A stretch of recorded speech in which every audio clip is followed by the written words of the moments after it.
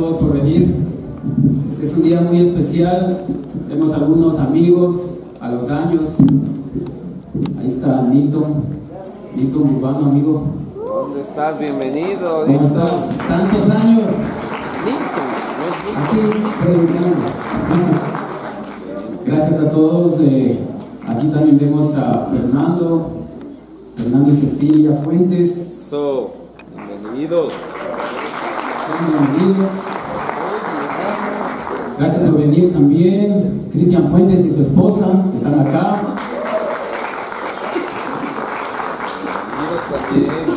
De verdad, muchas gracias por acompañarnos. Bueno, esta mañana ha sido muy increíble poder escuchar de la palabra de Dios. Vemos cómo su espíritu se está moviendo. De verdad me anima tanto, me llena de mucha esperanza ver cómo Dios se está moviendo en las familias, en las personas que llegan también a los tiempos. Queremos dar la bienvenida a José David Soledispa Morales, hijo de Pepe, de Katy. Bienvenido a la vigilia. Ahí está, amigo. No hagamos mucho ruido. Y pues, quisiera por favor orar esta mañana para poder empezar. Tenemos poco tiempo. Vamos a orar también por la salud de algunos hermanos y familiares. Padre del cielo, mi Dios, muchas gracias, Padre, por esta mañana, mi Dios, poder Dios estar aquí adelante, Padre, leer su palabra, Señor, poder transmitir, Dios, le pido su espíritu, Padre, para poder hacerlo, que mis hermanos, mis amigos, familia, Dios, puedan también, Dios, mover tanto su corazón hacia las escrituras, mi Señor, por favor, doblee su corazón hacia ellas, Padre, para que todos podamos entender, mi Dios. Gracias, mi Señor, y yo quiero orar, Padre Santo, por la salud de José Luis Cáceres, Dios, que es el papá de Yanina. Le pedimos, Dios, que esté en control, que sea siempre su voluntad, Dios, las cosas que ahí suceden. Mi Dios, que pueda dar mucha compasión, alivio, Dios, a los familiares, Dios. Sabemos que es tremendo, Dios, tener que ver sufrir a nuestros familiares, Padre. La familia de Nelly Vargas, Dios, por un sobrino que ellos tenían, Dios, le pedimos, Padre, que dé mucho consuelo a sus familias, a sus familiares, Padre Santo, por Iván Simba también, Dios mío, por su situación familiar, Padre, Dios, usted en control, protegiéndolos, Padre, con sus ángeles, Padre Santo. Ricardo Guerrero, Dios, por su salud, le pido tanto que esté en control, Padre, de cada parte de su cuerpo, mi Dios, que pueda responder. Padre, permítanos ver siempre, Dios, su compasión y su amor, mi Padre. A papá de Jefferson Tello, Dios, le pedimos, Padre, porque este hombre, Dios, pueda estar teniendo también alivio en su cuerpo, Dios. Tantas operaciones, Dios, hechas en su cuerpo, le pedimos tanto que esté con él. Aliviando también a su familia, mi Señor, y proveyendo de todo lo que necesitan, Padre, todas estas familias, Señor. Gracias por esta mañana, Dios. Permítame transmitir su palabra, Padre, con lo que necesito transmitir, mi Dios, sobre todo la energía, Dios, y más que nada, Padre, que el cuerpo y las palabras su espíritu, Señor, para poder, Dios, el cielo dejar muy en alto en nombre de mi Señor y nuestro Señor Jesús. Gracias por él, y en su nombre oramos y pedimos. Amén. Amén.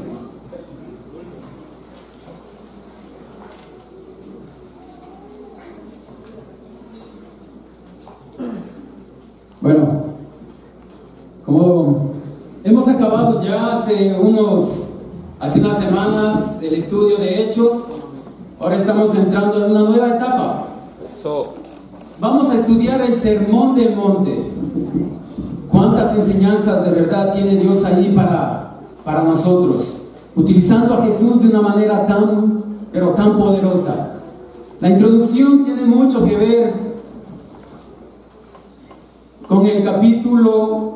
con los capítulos 1 al 4 del Evangelio de Mateo. No vamos a leer todos los capítulos, sino más bien topar algunos versículos, ya que esto sería demasiado largo.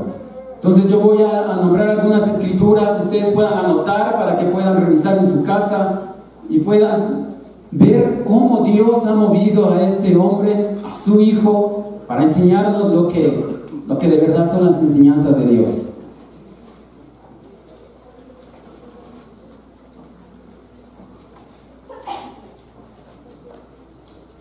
capítulo 1 de Mateo, versículo 17, dice: de modo que hubo 14 generaciones desde Abraham hasta David, 14 desde David hasta la cautividad de los israelitas en Babilonia, y otras 14 desde la cautividad hasta el Mesías. Hermanos, una generación dura aproximadamente 40 a 70 años, ¿verdad?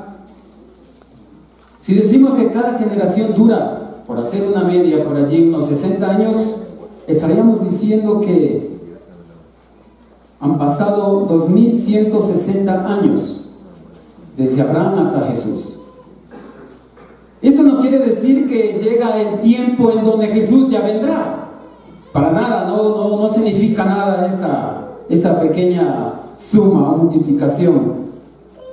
Sin considerar el tiempo, Dios se fija en hombres que mantienen un corazón de obediencia, de temor, de amor hacia Él, como para vivir o como para decidir vivir bajo sus mandatos. Con José, Dios muestra al hombre que Él se refiere a una descendencia de espíritu, hermanos, no una descendencia de sangre, más bien una descendencia espiritual. Lo que transmitimos aquí no es una religión como las tradiciones o cosas por el estilo, rituales, costumbres, ritos, formas expresivas en palabras o de cuerpo. No, más bien lo que buscamos es mantener el corazón conforme al Espíritu de Dios. Estamos seguros que esto agrada al Padre. Estamos seguros que es así, hermanos, porque hemos visto cómo Dios ha cambiado la vida de tantos hermanos que han pasado tantos años acá. Ver a familias como las que estaban hablando aquí, con matrimonios acá, y nos llena de mucha esperanza saber que desde temprana edad tantos jóvenes que hay ahora puedan transformar sus futuros y sus vidas, y con ellos cuántos más podrían transformarse. Adiós. Las profecías hablan sobre el Mesías. Jesús es el Mesías y Salvador, y es el descendiente del rey David. Prácticamente lo que haré es mostrar por medio de la Biblia que Jesús es el Mesías. Si tú tenías alguna duda por el estilo, o viste alguna cosa en Discovery Channel o cosas por el estilo, que sea la palabra quien te dé esa seguridad, esa convicción de que Jesús es el Salvador que había de venir. Isaías fue escrito hace muchos años atrás que viniera Jesús, y las escrituras dan tanta claridad, no es borrado ni una coma ni un punto, todo es hecho y fue hecho de acuerdo a esas profecías. En la escritura de Isaías 11:1, la Biblia dice: de ese tronco que es Jesé, sale un retoño brota de sus raíces, el Espíritu del Señor estará continuamente sobre él, y le dará sabiduría, inteligencia, prudencia, fuerza, conocimiento y temor del Señor. Él no juzgará por la sola apariencia, ni dará su sentencia fundándose en rumores. Juzgará con justicia a los débiles y defenderá los derechos de los pobres del país. Sus palabras serán como una vara para castigar al violento, y con el soplo de su boca hará morir al malvado. Siempre irá revestido de justicia y verdad. Este es Jesús. Y Jesús es descendiente, como vemos aquí, dice, del rey David. Jesé, como sabemos, es el padre del rey David, y dice que de él saldrá un tronco. Si ustedes saben, en Primera de Samuel está descrito cómo Jesé era un hombre con hechos que agradaba a Dios. Su vida estaba dedicada a él, pese a que no era muy conocido en la Biblia como un profeta, como un maestro o juez. Jesé era un hombre que tenía un corazón para el Padre. Su vida estaba en función de ser obediente a Dios. Precisamente de hombres como él sin tener títulos ni grandeza o ser parte de una realeza, vemos cómo Dios utiliza y saca de ahí un retoño como Jesús. Por eso esto está en función del Espíritu de Dios. Cristo ha sido llenado de la sabiduría del Padre y Él siempre juzga de acuerdo a la voluntad del Padre.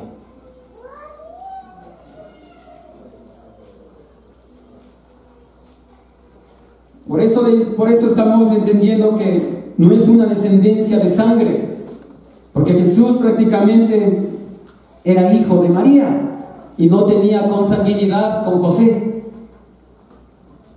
Y recalco que es una descendencia espiritual.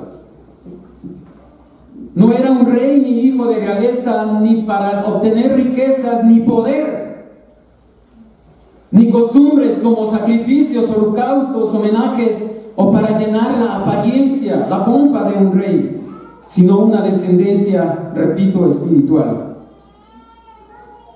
El lugar donde nacería lo vemos en Miqueas 5. Vamos allá, o mejor dicho, pueden acompañar a la escritura. En cuanto a ti, Belén Efrata, pequeño entre los clanes de Judá, de ti saldrá un gobernante de Israel que desciende de una familia, de una antigua familia. Ahora el Señor deja a los suyos, pero solo hasta que dé a luz la mujer que está esperando un hijo. Entonces se reunirán con sus compatriotas, los israelitas que están en el desierto. El rey se sentará para pastorear a su pueblo, y con el poder y la majestad del Señor su Dios, y ellos podrán vivir en paz, porque el Señor será engrandecido hasta el último rincón de la tierra. Él traerá paz. Efrata tiene una raíz que significa producir, y también es nombre de la esposa de Caleb. Este es descendiente de Judá, Caleb, y Judá es uno de los 12 hijos de Israel, Jacob. Familia antigua, la familia del rey David procedía de Belén, según vemos en 1 Samuel 16:4. Una pequeña aldea, un pequeño pueblo. Es un rey que pastorea, dice la Escritura, con el poder de Dios. Su tarea, traer la paz a la tierra. Y así Dios será reconocido por el mundo entero. Salvará a su pueblo de sus pecados, como vemos en Mateo 21. Y ya que estamos hablando del Sermón del Monte, lo que hacemos es leer los primeros 4 capítulos para entender la descendencia y el propósito de Dios que tenía con Jesús. La Biblia dice, María en el Mateo 1:21, María tendrá un hijo y le pondrás por nombre Jesús. Se llamará así porque salvará a su pueblo de sus pecados. Y prácticamente Miqueas está confirmando lo que Jesús estaba viviendo en ese tiempo. Y hay muchas escrituras más que confirman que Cristo es el Mesías. Pero en cuanto que Jesús es el Salvador, no hay mejor escritura que la de Isaías 53. ¿Recuerdan ustedes qué hay en Isaías 53? Sabemos, ¿verdad? Si es primera vez que vienes acá, quiero recordarte también, si vuelves a los tiempos, la escritura, y voy a leer una pequeña porción. La escritura dice que el Señor quiso que su siervo creciera como una planta tierna que hunde sus raíces en la tierra. No tenía belleza ni esplendor, su aspecto no tenía nada atrayente. Los hombres lo despreciaban y lo rechazaban.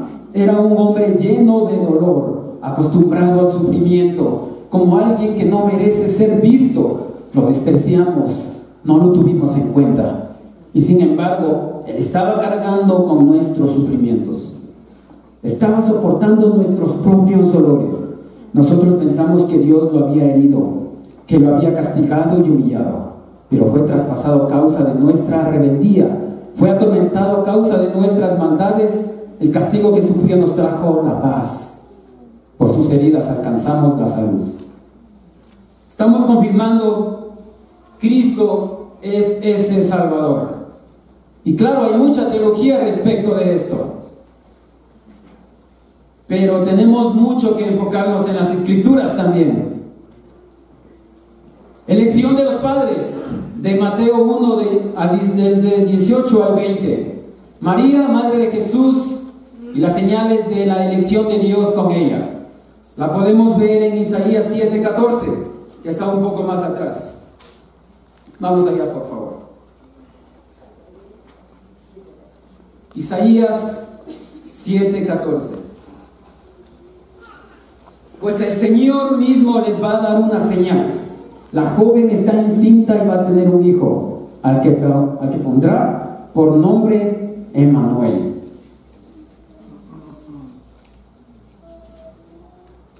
En Mateo o en Lucas, en las Escrituras, en los Evangelios tenemos estos dos nombres, Emmanuel, y también tenemos Jesús. Cada uno de ellos tiene su significado, como lo pueden leer. Emmanuel significa Dios con nosotros. En Lucas dice Jesús, y en Mateo también, es una palabra hebrea que significa Yehoshua o Yeshua, que es Salvador o salvación. Jesús es salvación. Jesús es el Salvador.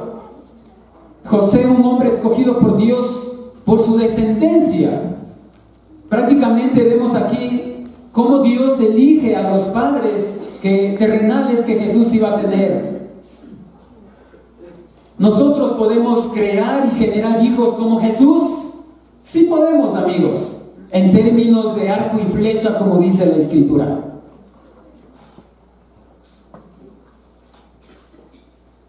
La condición de María, una condición humilde, la sierva del Señor, como dice en Lucas, una sierva sin mancha, llena de gracia, privilegiada del Señor. Dios la eligió en su soberanía. Obediente, o sea, esclava. Le dio a su hijo el nombre recomendado por los ángeles, según Mateo. Como vemos aquí, José, un hombre que prácticamente no tenía consanguinidad con Cristo. Yo pensaba en esto un poco. Podría pensar que entonces José sería el padrastro de Jesús, ¿verdad? Aquí hay algo muy interesante. En la actualidad él sería el padrastro de Jesús. Y esto sirve para poder hablar un poco a los hombres o mujeres que viven bajo esta condición, de ser padrastros o madrastras, o hijastros o hijastras. Solamente la palabra de Dios tiene ese poder para poder hacer de dos personas que no tienen consanguinidad una familia y sacar de ellos lo mejor. Yo puedo decir estas cosas porque yo tuve un padrastro, también tuve a mi papá, y realmente a veces los padrastros resultan ser mejores que los propios padres biológicos. Fue un momento, unos años, donde se aprendía mucho a ver lo que dice tu papá y lo que dice tu padrastro, y había tanta confusión en las cosas. Yo recuerdo claramente que tenía que ir a ver a mi padre en un parque, en una cantina, llevarlo a la casa porque estaba perdido en el alcohol.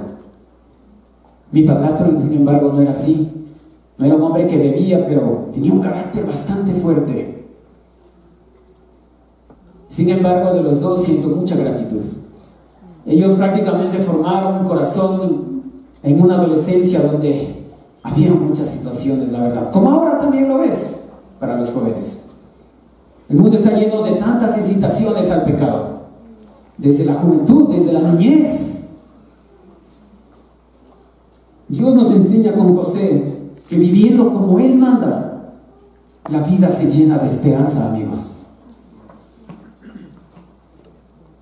En términos del arco y flecha, según el Salmo 127:4, los hijos que nos nacen en la juventud son como flechas en las manos de un guerrero. Sus padres son como ese arco, esa parte, las dos partes son flexibles, una más rígida que otra, para poder enviar esa flecha lo más lejos que puedas.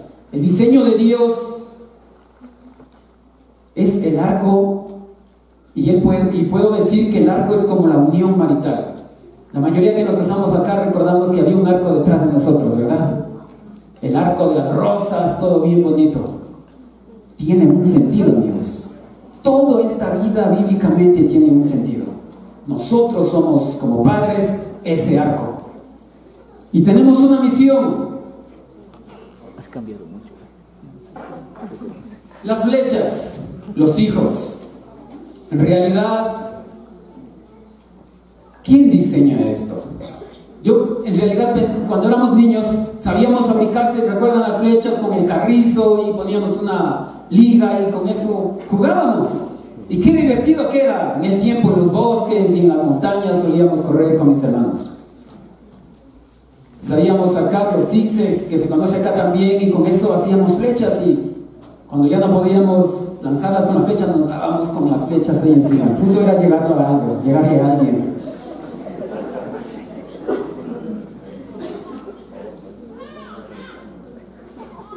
Mis amigos, Jesús debía tomar el mejor ejemplo y corazón de sus padres. Dios eligió a José por el temor y reverencia que él le tenía. Además, él era descendiente del rey David. Las escrituras debían dar vida en el tiempo de Cristo. Las profecías. Podemos crear, como dije, hijos como Jesús. Nosotros podemos. Como padres somos el arco y podemos definir la trayectoria hasta dónde llegan nuestros hijos, pero todo bajo los términos de Dios. No cabe duda que Dios diseña el arco. José y María, escogidos ante todo por su temor a Dios, ellos sabían escuchar y obedecer a Dios. ¿Y tú eres capaz de obedecer a alguien que no conoces?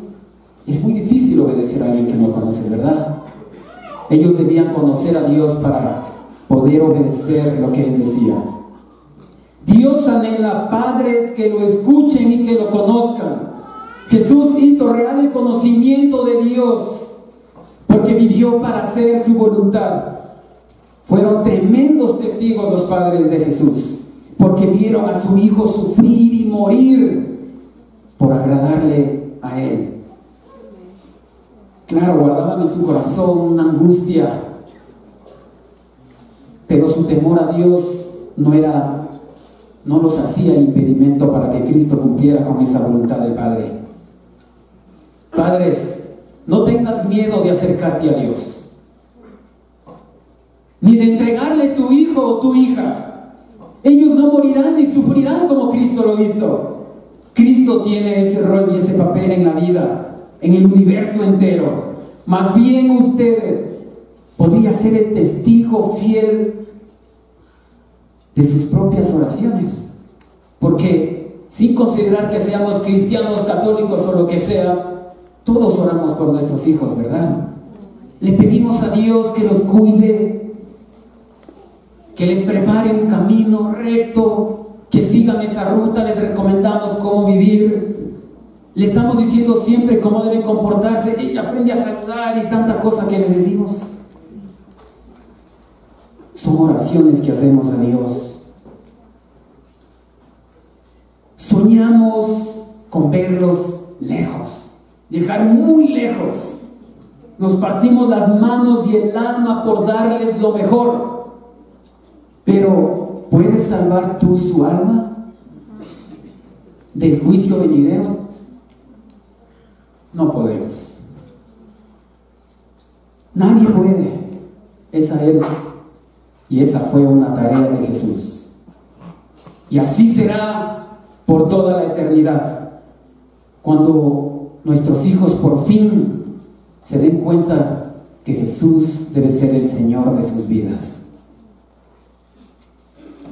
La infancia de Jesús. Una pequeña fracción de la escritura de Lucas 2 dice: a cabo de 3 días lo encontraron en el templo, sentado entre los maestros de la ley, escuchándolos y haciéndoles preguntas. Los padres tenemos costumbres y esas costumbres son tomadas por nuestros hijos, amigos. Yo te pregunto, ¿si te ha perdido un hijo alguna vez? ¿Nunca? ¿O me estás diciendo, mejor no digas de eso? Aquí está mi esposo, mi esposa, y va a revelarse cualquier cosa. Vamos a entrar en conflicto. Amigos, Jesús se extravió por 3 días y los 3 días se quedó en la sinagoga, según Lucas 2 versículos anteriores. 3 días perdido. Con 3 días una mujer o un padre se vuelven locos en la actualidad. ¿Dónde están mis hijos? Y anunciamos por la policía y por los medios de ahora, el WhatsApp y tanta cosa que hay. Pero, ¿te imaginas en dónde encontraron a Jesús? En una sinagoga. Él estaba preguntando, haciendo preguntas, cuestionamientos acerca de Dios.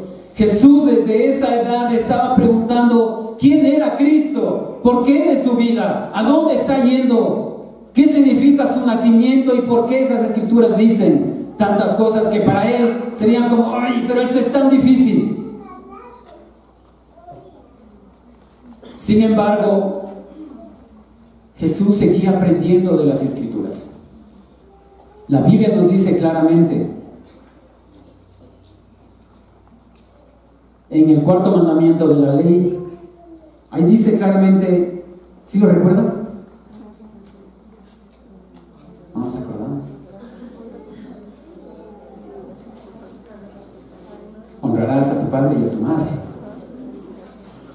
Jesús entendió que sus padres habían pasado por semejante angustia y decidió ya no hacer nuevamente eso. De irse, extraviarse y perderse por unos días, porque él lo que estaba buscando ante todo era hacer la voluntad de Dios, cumplir esos mandamientos. Él quería llevar eso a su vida y llenar de alegría el corazón de sus padres.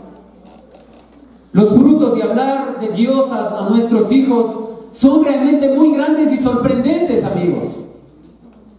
Cuando nosotros generamos una flecha, la diseñamos y la construimos para algo, vemos cómo la vida y las futuras generaciones puede cambiar. La flecha puede llegar muy lejos por el efecto del arco, ¿verdad? Puede ser un matrimonio muy bien constituido, mucho amor, esposos que se aman, pero ¿qué tal los hijos? ¿Te das cuenta si una flecha no está bien preparada? Yo puse una diapositiva sobre la flecha y uno puede decir que es sencillo, pero tiene todo un diseño, la verdad.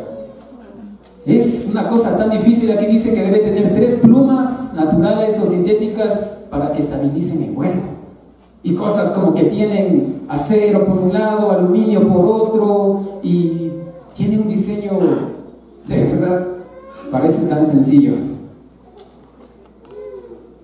Si la flecha no está bien afilada, si la flecha no está bien diseñada, si no está bien preparada, puntiaguda, impetuosa, que significa tener fuerza, tener energía, esa energía que nos da el Espíritu de Dios, quizás nuestros hijos no podrán llegar muy lejos.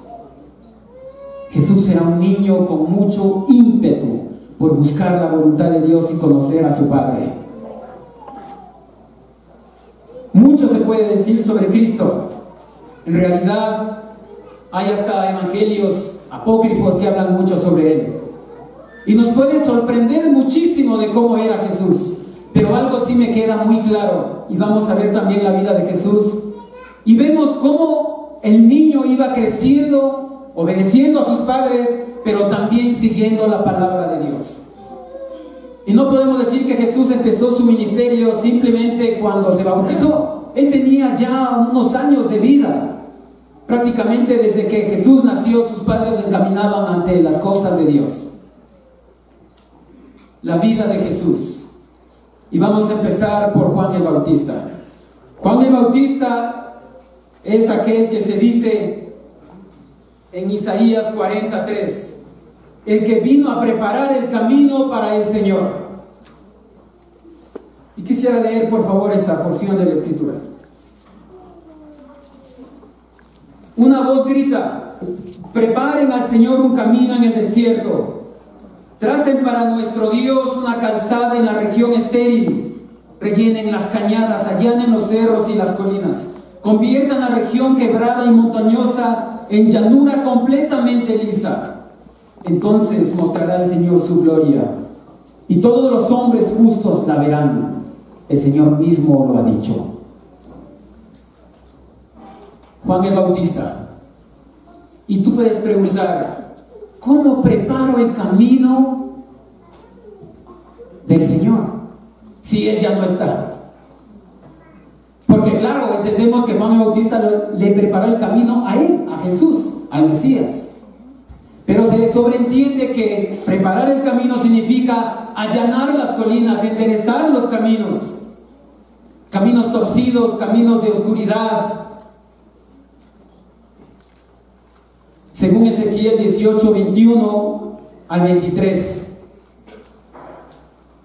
esa escritura dice claramente: si el pecador se arrepiente de su maldad, yo estaré dispuesto a perdonarlo. Las escrituras prepararon a Jesús para el bautizo. Fue un estudio bíblico de muchos años lo que él tenía de las escrituras, y precisamente de eso él hablaba en el Sermón del Monte. Debía también cumplirse la profecía de Isaías 42, que también es muy importante, del 1 al 4. La escritura dice: aquí está mi siervo, a quien sostengo, mi elegido, en quien me deleito. He puesto en él mi espíritu, para que traiga la justicia a todas las naciones. No gritará, no levantará la voz, no hará oír su voz en las calles. No acabará de romper la caña quebrada, ni apagará la mecha que arde débilmente. Verdaderamente traerá la justicia. No descansará, ni su ánimo se quebrará, hasta que establezca la justicia en la tierra. Los países del mar estarán atentos a sus enseñanzas. Jesús fue entrenado desde la infancia con la palabra de Dios. Él no tuvo maestros como lo tuvo Pablo, a Gamaliel. Él iba a una sinagoga y preguntaba. No sabemos si Jesús tenía una Biblia o un papiro de las Escrituras en su casa.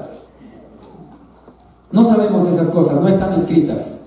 Pero lo que sí entendemos es que la palabra de Dios le dio a Jesús la vida espiritual que él necesitaba.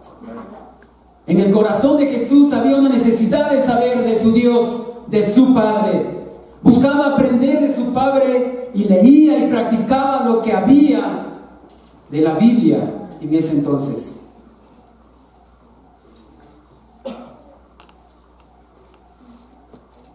Dios no quiere que el malvado muera en su maldad. Quiere que se arrepienta. Juan bautizaba para el arrepentimiento según Mateo 3:11. Pero ahora tú dirás: ¿quién me prepara a mí? ¿Quién lo va a hacer? ¿Quién me va a ayudar? Pobre de mí, estoy solo. No estás solo. Tú tienes la palabra, la Biblia, puedes tenerla en tus manos. Quizá esté la Biblia en tu casa. Tienes la herramienta en tu casa y puedes preparar. Ella prepara los corazones. La palabra nos prepara y dice que el camino está preparado cuando tú reconoces tu maldad, tus pecados, y decides enderezar el camino y allanar las colinas. Esta es la forma como preparas el camino por donde Cristo llegará a tu vida. Las Escrituras prepararon el corazón de Jesús. Lo prepararon para lo que tenía que vivir, para lo que debía sufrir. Aunque Jesús tuvo quien anuncie su llegada, Él se preparó estrictamente en Dios. Juan preparaba personas para que lo escucharan a Él. Preparó inclusive a los fariseos de su tiempo. ¿Recuerdan lo que dice Mateo? Raza de víboras, ¿quién les ha dicho a ustedes que van a salvarse del castigo de Dios? Les estaba preparando el corazón, aunque no lo crean. Gracias a Dios y a lo que Jesús vino a vivir, la ira de Dios ha desaparecido. Y vivimos solamente para ver la gracia que tiene Jesús, y lo demostró con su vida. Pedro, uno de los hombres de confianza de Jesús, dijo: Cristo no cometió ningún pecado, ni hubo engaño en su boca. Primera de Pedro. ¿De qué entonces tenía que arrepentirse Jesús? Si Juan bautizaba para el arrepentimiento, bautizaba en agua para arrepentimiento de pecados, aquí nos queda claro que lo que estaba haciendo, lo que estaba sucediendo en este tiempo era estrictamente el cumplimiento de las profecías. Cristo jamás pecó, y sin embargo Él quiso ser obediente a su Padre. No necesitas tener pecado en tu vida para decir que quieres ser obediente. Nosotros podemos ser obedientes viniendo del lugar de donde hayamos tenido nuestra crianza. Ser muy pecadores o no tener mucho pecado. Dios ha diseñado las escrituras de tal modo y las profecías para que en este tiempo y en el tiempo de Jesús sean una realidad y sean prácticas en nuestra vida. Debía cumplirse la profecía de Isaías 42, de 1 al 4. Cristo debía recibir el Espíritu y su bautizo fue el único y no habrá otro bautizo como el de Él. Como dice en Mateo 3:13. Quisiera que vayamos para allá, por favor. Vamos para allá, niños.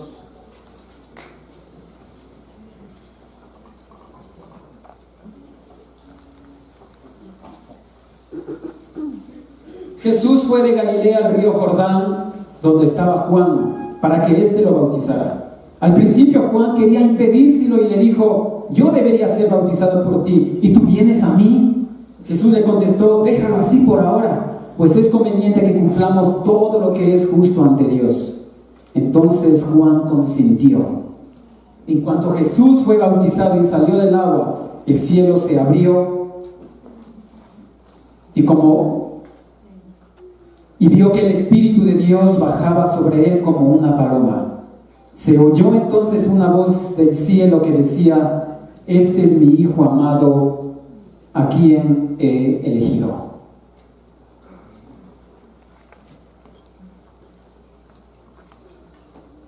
La escritura es bastante clara, amigos.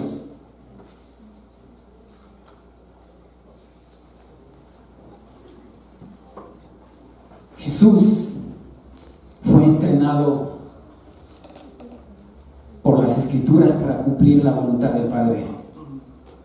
Él no fue entrenado por un maestro que hablaba muy bonitas cosas en su tiempo, y de esos había muchísimos, lo decía Jesús. El corazón de Jesús había una necesidad de saber de su Padre y él buscaba aprender de él. Su interés en la Biblia no era algo histórico, sino más bien buscaba entender la voluntad del Padre para su vida, saber lo que debía hacer y cumplir todo lo que al Padre le agrade. Quizá la voluntad de nuestros padres sea muy distinta a la de Dios. Hijos, desde su infancia Jesús entendió que no debe angustiar a sus padres.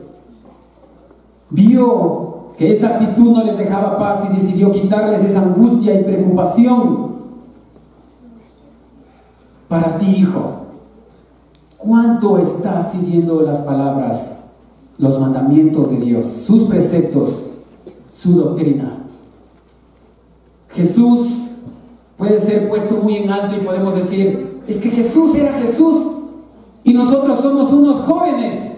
No podemos hacer eso, es muy difícil. Mientras tú puedas leer, mi querido joven, y a todos los que somos hijos, podemos entender las escrituras. Ellas nos hablan con semejante claridad para poder sacar de ellas el máximo provecho, pero decidiendo hacer la voluntad de Dios.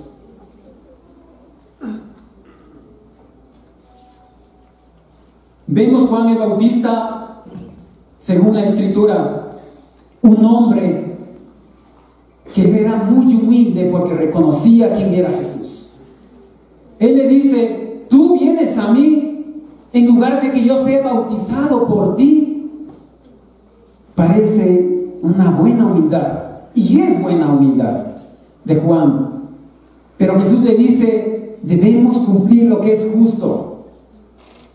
Para Dios es justo quien obedece a su Hijo, como dice en Mateo 17. Quien obedece y lo escucha. Es bueno que te digan las cosas que aparentan humildad, la suavidad, las palabras tiernas utilizadas para decirte la palabra de Dios. Pero Jesús insiste en obedecer. Porque para Jesús era justo obedecer a Dios. Porque no quería dejar nada en términos humanos. Los hombres tergiversan las palabras de Dios al adicionar supuesta ternura a sus palabras, supuesta hermosura a las palabras. Estas son emociones, amigos, vienen cargadas de un gran sentimentalismo. Las emociones ayudan para un quebrantamiento, pero en cuanto a las palabras de Dios basadas en el arrepentimiento, ellas deben ser fuertes para nuestra vida, porque así, de ese modo, el Espíritu de Dios se mueve con fuerza, con fortaleza. La humildad, amigos, es un fruto del Espíritu Santo. Aun siendo muy humildes, Dios nos manda a obedecer a su Hijo elegido. El Espíritu Santo en la vida de Jesús. La Biblia nos habla claramente sobre esto. Lo leímos en Isaías 42:1. Jesús no hubiera sido llevado al desierto sin antes recibir el Espíritu Santo. Hubiera sido una gran contradicción. Es que Dios sabe cómo hace las cosas, amigos. No permitiría pasar por pruebas a su Hijo que no hubiera podido soportarlas. Debía prepararlo como a una flecha. Y es increíble cómo la Biblia habla de estas situaciones. Vemos en Éxodo una escritura que dice que Dios es guerrero, fuerte y poderoso. Y esa escritura del Salmo 127 dice, las flechas en manos de un guerrero. Entendemos por esto que Dios es el guerrero y su Hijo es la flecha, lanzado hacia lo más alto. Dios no iba a permitir que Jesús pasara una prueba en la cual fracasaría. Dios lo estaba preparando. A pesar de ser hijo de Dios y tener el Espíritu Santo, la Biblia nos enseña en Mateo 4 que Jesús se despojó de esa naturaleza divina que tenía y se defendió con las palabras que están en la Biblia.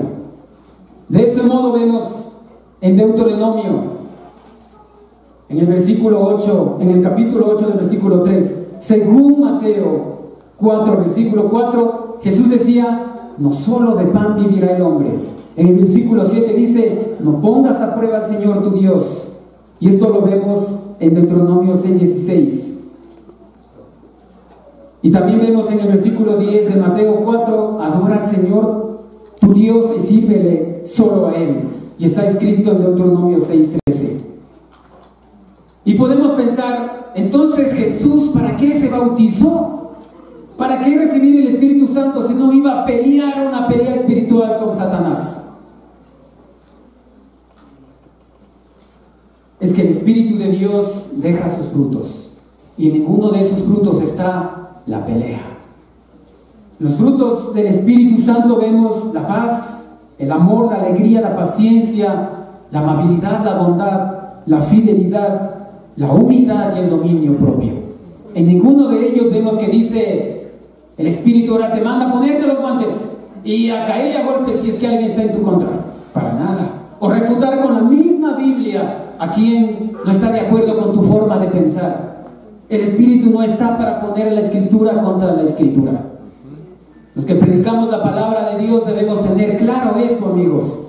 No podemos hacer pelear la Escritura con la Escritura, porque eso cae en términos netamente humanos y es tu parecer. Más bien, cuando te veas tentado a hacer eso, preocúpate por lo que estás pensando y no intentes hacer pelear a Dios contra Dios, porque quizás tus pensamientos no estén de acuerdo más bien con Él. Una vez lleno del Espíritu Santo, Jesús empieza su vida misionera. Llama a Simón, Andrés, Santiago y a Juan, estos hombres que eran pescadores de hombres, pescadores de peces. Y Jesús los transforma en pescadores de hombres. Pero sin el Espíritu Santo, su vida misionera no hubiera sido, hubiera tenido un gran fracaso. Podemos saber mucho de la Biblia, amigos. Podemos defendernos de las fuerzas espirituales malignas, intentando reprender a Satanás y a esas cosas raras. Pero si no tenemos el Espíritu de Dios, ¿cómo podríamos nosotros soportar? El Espíritu de Dios lo que hace es mostrarnos el poder de Dios, su fuerza, su verdad, y también se encarga de mostrarnos nuestra vida, nuestra verdad, nuestros pecados. Es una batalla interna la que nosotros tenemos cuando el Espíritu de Dios está en nosotros. El Espíritu de Dios hacía eso con Cristo, pero Jesús no intentaba ser el Jesús, el Mesías, el Salvador, el ser divino, el ser espiritual ante Satanás. Lo reprendió sencillamente con la palabra de Dios. De él, por sí mismo, él no decía ser el más importante. Yo soy hijo de Dios y Satanás, de aquí te vas, te dejas, no te quiero oír, háblale a la mano. Nada de esas cosas. Pero te das cuenta cómo Satanás también sabe de la palabra de Dios. Y él también argumenta la palabra. Ordena que estas piedras se conviertan en panes. La Escritura dice que si te lanzas abajo, Dios mandará a sus ángeles para que te rescaten en el aire. Como una obra de magia. Jesús siendo tentado por Satanás. Y claro, debía ser así. Satanás estaba tentándolo en vivo y en directo, en persona. Jesús en sí mismo no tenía pecado alguno, es decir, él no tenía tentación en sí. Y eso dice que nosotros no somos tentados por Satanás. Eso solamente lo tenía Jesús, amigos. No te permitas engañarte a ti cuando digas, pequé porque Satanás me tentó. No es así. La Biblia dice que nuestros propios malos deseos nos tientan, nos atraen y nos seducen. Solamente Jesús fue tentado por Satanás. Y ahora vemos que es posible para nosotros también defendernos de las cosas del mal si entendemos y vivimos bajo los parámetros de las palabras de Dios. El sermón del monte es la enseñanza de la salvación. Eso es lo que nos enseña. Jesús enseña lo que vivió. Y para recordar esa parte, estamos seguros que Jesús leyó esto. El Antiguo Testamento, en Esdras dice, y Esdras tenía el firme propósito de estudiar y poner en práctica la ley del Señor y de enseñar a los israelitas sus leyes y decretos. Jesús entendía la palabra de Dios.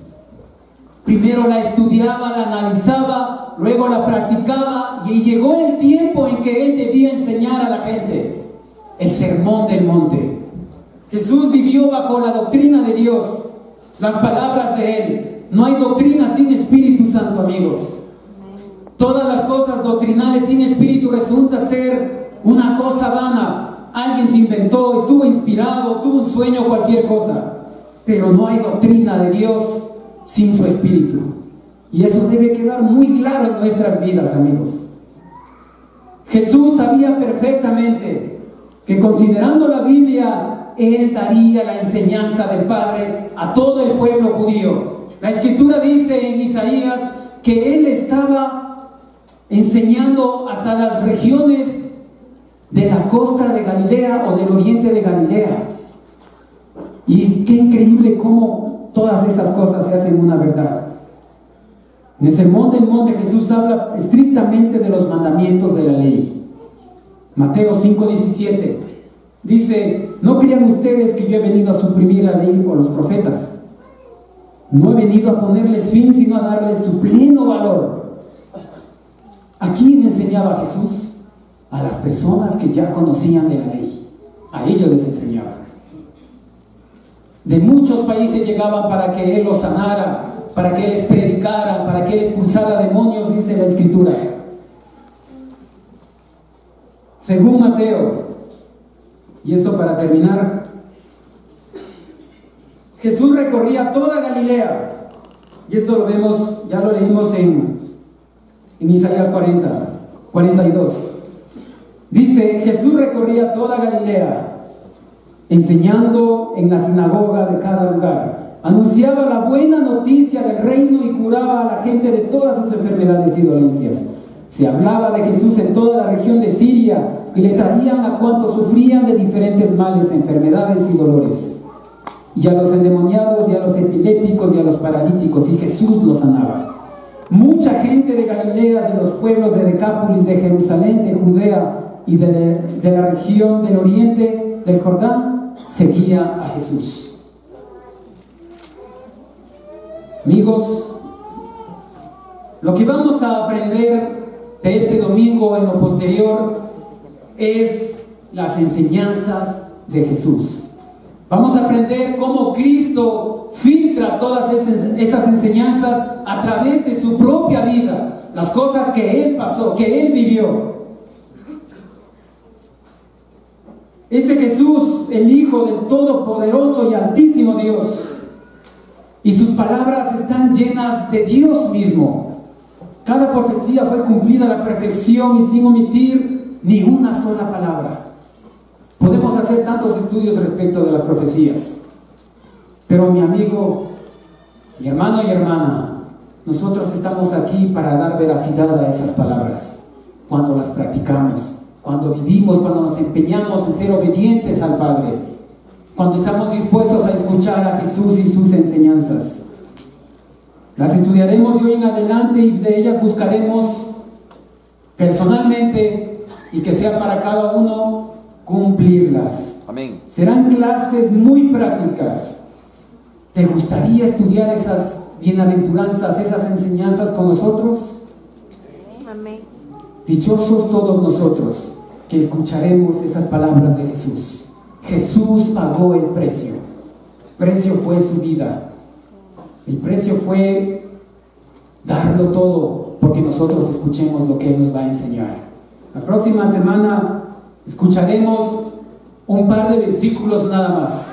Empezaremos con las bienaventuranzas y de ahí tendremos tanto para sacar y para llevar a nuestra vida, amigos. Espero que esto haya sido una introducción al Sermón del Monte y que Cristo haya sido puesto excelso ante todo ser espiritual que haya existido. Para Dios y para Jesús es toda la gloria. Gracias. Hay una mano acá.